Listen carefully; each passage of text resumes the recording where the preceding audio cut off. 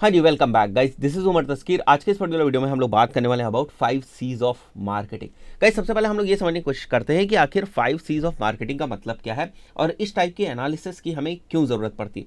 देखो, जब हम लोग मार्केटिंग करने जाते हैं ना किसी भी प्रोडक्ट की या सर्विस की, मार्केटिंग जर्नी में हमें बहुत सारे जो है वो इन्फॉर्म्ड डिसीजंस लेने होते हैं। इन्फॉर्म्ड डिसीजन का मतलब ये है कि जब हम डिसीजन किसी डेटा के बेसिस पे लेते हैं, जैसे फॉर एग्जांपल मुझे अगर ये रिमोट जो है वो मार्केट में बेचना है ना, तो कुछ सवाल हम खुद से पूछते हैं कि भाई ये रिमोट जो है इसकी डिमांड है मार्केट में या नहीं है, कहाँ बिकेगा, कितने का बिकेगा, कौन लोग खरीदेंगे, हमारी टारगेट ऑडियंस क्या होगी, कौन सा मोड ऑफ एडवर्टाइजमेंट हमें यूज़ करना है, डिजिटल हमें जाना चाहिए या नहीं जाना चाहिए। ऐसे बहुत सारे सवाल जो हैं वो हमारे दिमाग में आते हैं और हम उनका आंसर निकाल के रखते हैं और उस आंसर के बेसिस पर फिर हम डिसाइड करते हैं कि हमें किस तरीके की मार्केटिंग करनी है।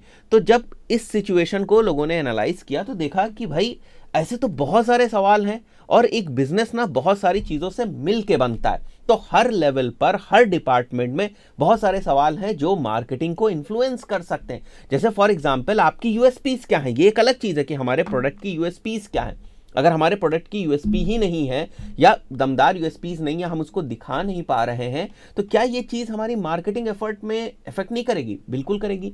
दूसरी चीज़, जैसे अगर हम बात करें हमारे कॉम्पिटिटर्स की, तो क्या कॉम्पिटिटर्स की जो स्ट्रैटेजीज हैं उनका इफेक्ट हमारी मार्केटिंग स्ट्रैटेजीज पे नहीं आएगा? बिल्कुल आएगा। जैसे फॉर एग्जांपल अगर फ्लिपकार्ट कोई सेल लेकर आ जाता है तो क्या उसका इफेक्ट अमेजॉन पे नहीं आता है, या अमेजॉन कोई सेल लेकर आ जाता है तो क्या फ्लिपकार्ट के ऊपर नहीं आता है? तो फ्लिपकार्ट भी अपनी स्ट्रैटेजीज को ट्विस्ट करता रहता है अमेजॉन की स्ट्रैटेजीज को देखकर, या अमेजॉन भी अपनी स्ट्रैटेजीज बनाता है फ्लिपकार्ट को देखकर। ठीक है, बात समझ में आ रही है? तो कहने का मतलब यह है कि एक बिजनेस के अंदर बहुत सारी ऐसी चीजें होती हैं जो एक दूसरे के ऊपर डिपेंडेंट होती है। तो जब हम अपनी मार्केटिंग करना शुरू करते हैं, और जो मैं सवालों की बात कर रहा था कि ऐसे बहुत सारे सवाल होते हैं जिनके जवाब हमें स्टार्टिंग में ही चाहिए होते हैं, तो जब हम उन सवालों को देखते हैं तो हमें समझ में आया कि यार हर डिपार्टमेंट में ना इस टाइप के क्वेश्चंस हैं। फाइन, तो हमने क्या किया, हमने बनाया 5 सीज ऑफ मार्केटिंग। अब 5 Cs of marketing basically constitute करता है एक कंपनी के मेजर स्टेक होल्डर्स को, मतलब उस कंपनी के ऑपरेशंस में किन किन चीज़ों की ज़रूरत होती है उन सभी चीज़ों को इन्वॉल्व करता है 5 सीज ऑफ मार्केटिंग। तो हर सी पे आपके पास कुछ सवाल होते हैं, कुछ एनालिसिस आपको करनी होती है, उनके आपको जवाब ढूंढने होते हैं, फिर फर्दर उसके बेसिस पर जो है आप आगे जो है वो अपनी मार्केटिंग स्ट्रैटेजीज डिवाइस करते हैं। आई बिलीव बेसिक कॉन्सेप्ट यहाँ तक क्लियर हो गया होगा। ठीक है, तो जो 5 सीज है उसमें सबसे पहले आता है कंपनी, उसके बाद कस्टमर्स, उसके बाद कॉम्पिटिटर्स, फिर कोलैबोरेटर्स, और उसके बाद आता है हमारा क्लाइमेट। ठीक है, ये 5 सीज हैं।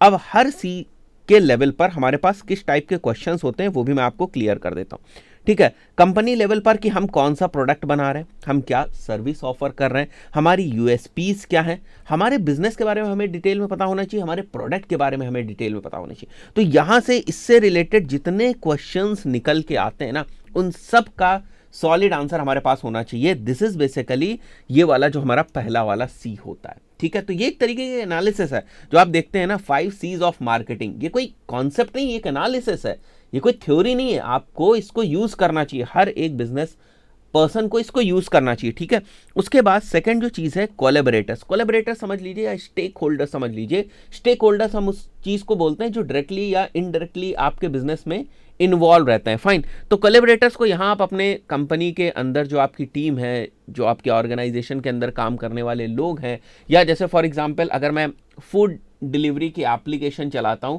तो फूड डिलीवरी एप्लीकेशन में जो भाई डिलीवरी करने वाला एक पार्टनर होगा वो हमारा कोलैबोरेटर हो गया। लेट्स से मैं ऑनलाइन क्लासेस चलाता हूं, तो अगर मेरे साथ और भी टीचर्स पढ़ाते हैं तो वो मेरे बिजनेस के कोलैबोरेटर्स हो गए। ठीक है, अगर मैं इन्वेस्टर्स को लेकर आता हूं तो वो मेरे बिजनेस के कोलैबोरेटर्स हो गए। मेरी टीम है वो मेरे बिजनेस की कोलैबोरेटर है। बात समझ में आई? तो आपको कोलैबोरेटर लेवल पर भी बहुत सारे क्वेश्चंस के आंसर पता होने चाहिए, ऐसे कि हमारे पास इन्वेस्टर्स हैं, हमारे पास स्टेक होल्डर्स हैं। अगर हम मार्केटिंग करने जा रहे हैं और कहीं पर हमें पैसे की ज़रूरत पड़ गई, या हम ऐसा मार्केटिंग प्लान बना रहे हैं जहां पर हमें पैसे की ज़रूरत पड़ेगी, तो क्या हमारे पास इन्वेस्टर्स हैं? अब इन्वेस्टर्स हैं या नहीं है ये कंपनी लेवल पर आप नहीं डिसाइड करते हो, या ये कॉम्पिटिटर लेवल पर नहीं डिसाइड करते हो। तो 5 सीज जो है आपके ऑर्गेनाइजेशन के, जो आपकी फंक्शनल ऑर्गेनाइजेशन है, उसी से निकल के आते हैं। फाइन, उसके बाद जैसे मैंने अभी आपको जो एग्जाम्पल दिया एक फूड डिलीवरी ऐप का, उसमें मैंने आवर डिलीवरी पार्टनर जो है वो हमारा कोलैबोरेटर हो सकता है, हमारी टीम कोलैबोरेटर हो सकती है, टीम्स प्रोजेक्ट्स से मिलके जो हम प्रोसेसेस बनाते हैं वो हमारे कोलैबोरेटर्स हो सकते हैं। जैसे फॉर एग्जांपल हम एसईओ सर्विसेज देने की सोच रहे हैं, बट हमारी एसईओ टीम मजबूत है भी या नहीं है, ठीक है, तो इस बेसिस पे हम मार्केटिंग करते हैं। पर चला हमने सोच लिया कि हमें एसईओ सर्विसेज की मार्केटिंग करनी है, हमें पता ही नहीं है कि जब हम एसईओ सर्विसेज देने जाएंगे तो हमें किन किन लोगों की ज़रूरत होगी। हमें एक प्रोजेक्ट मैनेजर की ज़रूरत होगी, है हमारे पास या नहीं है, ठीक है, हमें एक बैकलिंक बनाने वाले कैंडिडेट की ज़रूरत होगी, हमें एक ऑन पेज वाले कैंडिडेट की ज़रूरत होगी, हमें एक कंटेंट राइटर की ज़रूरत होगी। तो ये सारी रिसोर्सेज हमारे पास हैं या नहीं है। तो अगर आप एसईओ सर्विसेज की, अपनी एसईओ सर्विसेज की मार्केटिंग करने जा रहे हैं, तो क्या इन सवालों के जवाब आपके पास नहीं होने चाहिए? होने चाहिए। तो ऐसे बहुत सारे क्वेश्चंस जो इन हेड्स के अंदर आते हैं, उन्हीं को हम 5 C's ऑफ मार्केटिंग या 5C एनालिसिस ऑफ मार्केटिंग कहा जाता है, ठीक है।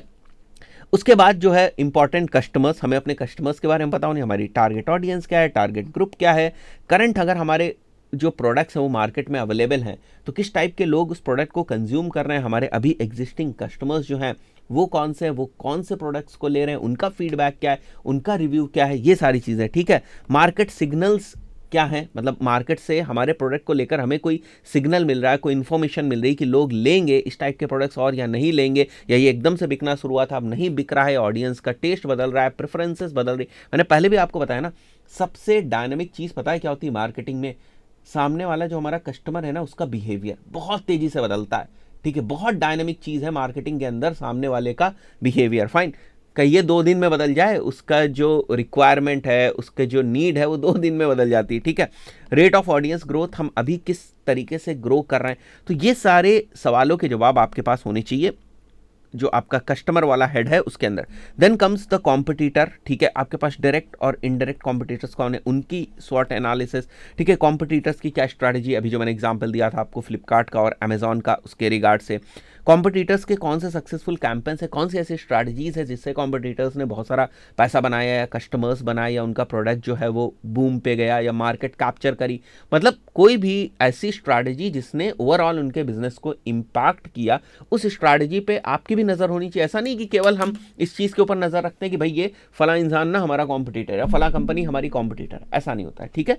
तो आई बिलीव ये चीज़ भी आपको समझ में आ गई। उसके बाद क्लाइमेट, अब क्लाइमेट का मतलब यहाँ पर मौसम नहीं है कि मौसम कैसा है, ठीक है, क्लाइमेट का मतलब है कि आपका बिजनेस जिस इन्वायरमेंट में ऑपरेट करता है वो इन्वायरमेंट आपके लिए कितना फेवरेबल है। मतलब ऐसी कंट्री में आप ऐसी चीज़ बेचने चले गए जहां पर वो चीज़ बैन है, तो फिर क्या होगा, प्रॉब्लम क्रिएट हो जाएगी। फाइन, तो गवर्नमेंट रूल्स एंड रेगुलेशंस, इससे रिलेटेड सारे क्वेश्चंस के आपके पास आंसर होने चाहिए कि भविष्य में आप अपने बिजनेस को स्केल भी कर पाएंगे या नहीं, वहाँ की गवर्नमेंट इस चीज़ को फेवर करती है या नहीं। जैसे फॉर एग्जांपल मैं इंडिया की बात करूँ तो कुछ समय पहले ना इंडिया में सोलर पैनल्स के जो सेटअप है उनके ऊपर गवर्नमेंट ने अच्छी सब्सिडी देनी शुरू कर दी। तो सोलर पैनल्स कितने ज़्यादा बिकने लगे, क्योंकि उस चीज़ को बिजनेस ओनर्स ने प्रमोट किया। तो गवर्नमेंट का जब सपोर्ट होता है ना, सब्सिडी वगैरह आ जाती है किसी टाइप के प्रोडक्ट्स के ऊपर, तो वो प्रोडक्ट ना थोड़े से मोबाइल हो जाते हैं, मतलब मार्केट में बिकने लगते हैं। आई बिलीव आप रिलेट कर पा रहे होंगे जो मैं कह रहा हूँ। सीजनलिटी ऑफ प्रोडक्ट, गलत टाइम पे गलत प्रोडक्ट लेकर आ गए जब उसकी ज़रूरत ही नहीं है, ठीक है, तो ये भी हमको समझना है। तो ये क्लाइमेट जो है वो समझना है। सोशल ट्रेंड्स, कई बार ऐसा होता है कि ट्रेंड्स इस तरीके से सेटअप हो जाते हैं जहाँ पर बहुत ज़्यादा कोई प्रोडक्ट बिकने लगता है। फॉर एग्जाम्पल पैंडेमिक जब आया, टीचर्स, हम जैसे लोग, बहुत सारे लोग घर में लॉक हो गए, हमें पढ़ाना भी था, तो ऐसे में किस टाइप के प्रोडक्ट्स बिके आपको खुद पता है। अगर आपके स्टडीज़ देखते होंगे आपको समझ में आ जाएगा।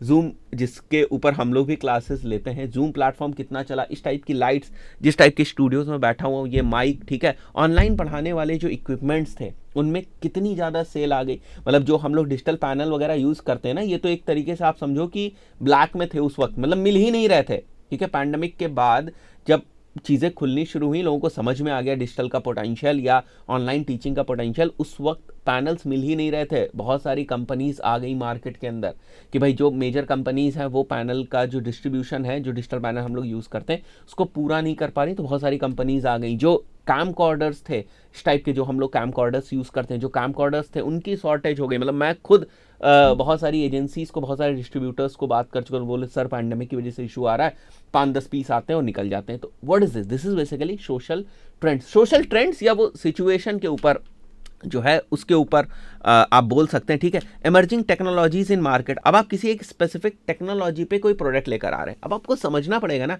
कि वो इमर्जिंग टेक्नोलॉजी है, नहीं ऐसा तो नहीं कि आप आउटडेटेड टेक्नोलॉजी के ऊपर एक प्रोडक्ट लेकर आए, तो आपको क्लाइमेट और वो एनवायरमेंट समझना पड़ेगा जिसमें आपका बिजनेस ऑपरेट करता है। कि इन सब जब सवालों के जवाब आपके पास होते हैं ना, उसके बाद अगर आप कोई मार्केटिंग डिसीजन लेते हैं तो वो आप बेहतर तरीके से ले पाते हैं। तो बात समझ में आ रही है कि ये जो सब मॉडल्स दिए हुए हैं ये हवा में नहीं दिए हुए हैं, इनको अगर हम सही तरीके से इस्तेमाल करें तो डेफिनेटली स्केलिंग ऑफ बिजनेस, ये जो मार्केटिंग का यूज है बिजनेस के अंदर, उसको हम फुल पोटेंशियल पर इस्तेमाल कर पाएं। दोस्तों इस पर्टिकुलर वीडियो में इतना ही, आशा करता हूं वीडियो आपको पसंद आएगा। मिलता है नेक्स्ट वीडियो में, टिल देन गुड बाय।